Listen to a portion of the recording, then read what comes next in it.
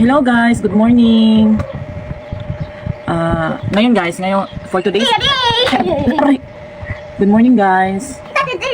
Ang pala kami ng nyog ngayon guys. Ouch. Tara muna tayo ng nyog. Kaya magsuman tayo. Malagkit ba? Hindi nyo alam yung suman guys, malagkit. Hanggang na, mahulog ka pa dyan.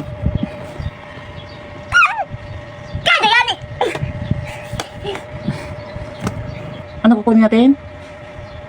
Nyog.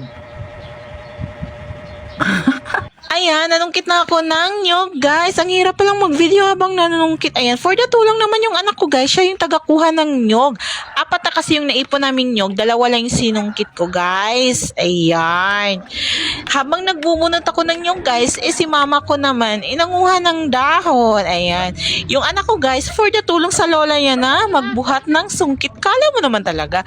And for the effort naman tumulong si papa ko, siya yung nagtapos na magbunot ng nyog. Sabi ko kasi, ibigay niya sa lolo niya yung nyog na nalinis ko na. Yan, tinapon, basta sa bata. Ayan guys, nire-ready na ni mama ko yung dahon guys para pagbalutan ng suman. Alam nyo guys, napakamatrabaho ng suman guys, kaysa sa biko.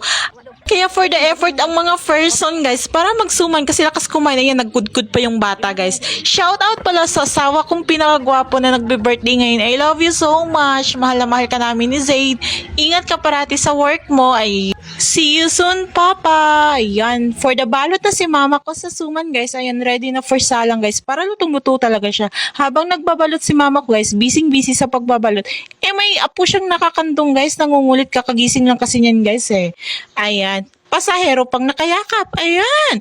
For the salang na yung suman guys. Thank you for watching.